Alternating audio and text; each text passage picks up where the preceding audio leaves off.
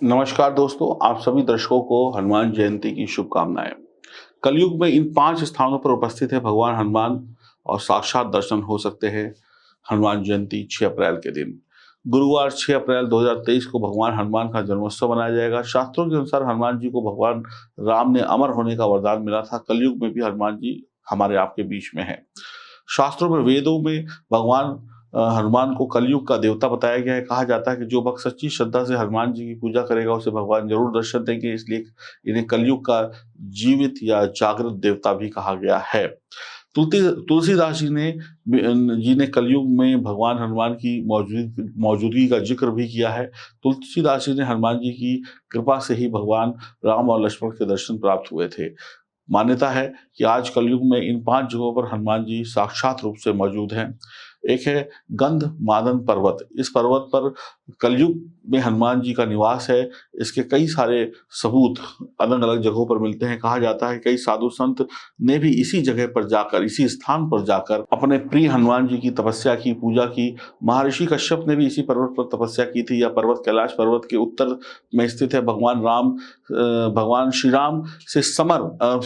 राम से अमर होने का वरदान प्राप्त करके हनुमान जी ने इसी पर्वत को अपना घर चुना था, निवास स्थान चुना था। दूसरा है किशिकंधा, अंजनी पर्वत। इस पर्वत का उल्लेख रामायण में कई बार मिलता है। कर्नाटक के कोप्पल और बेल्लारी जिले के पास किशिकंधा क्षेत्र में इस पर्वत का पर माता अंजनी ने तपस्या की थी। भगवान राम और हनुमान जी से मुलाकात भी इसी पर्वत पर हुई थी। कहा जाता है कलयुग में भी इस पर्वत पे हनुमान जी आते जाते रहते हैं, मिलते हैं वहां पर।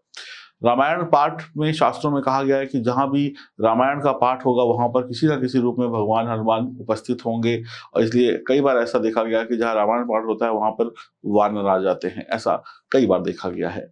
नीम करौली बाबा बाबा नीम करौली के भक्त उन्हें साक्षात हनुमान जी का अवतार मानते हैं।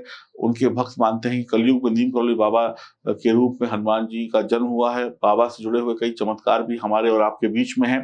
राम भक्त हनुमान केवल अपने भक्तों को नहीं बल्कि राम भक्त के मन में भी हनुमान जी बसते हैं। रामायण में उल्लेख मिलता है कि जब भगवान राम पृथ्वी लोक का परित्याग कर रहे थे तब उनके साथ भक्त हनुमान भी जाना चाहते थे, लेकिन राम जी ने कहा कलयुग का समय आएगा तो धर्म का खात्मा हो रहा होगा, त्राही त्राही हो रही होगी, तब कौन होगा इस कलयुग को बचाने वाला।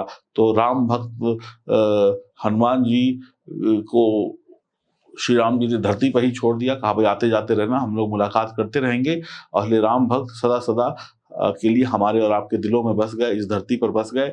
और जब भी हम हनुमान जी को बुलाते हैं तो बिना देर किए सरपट उड़ते हुए चले आते हैं, क्योंकि हनुमान जी के पास न घोड़ा है, न गाड़ी है, न हनुमान जी के पास कोई सवारी है। वो तो स्वयं उड़ते हुए चले जाते हैं, तो और हमारे और आपके सभी कष्टों को दूर कर देते हैं।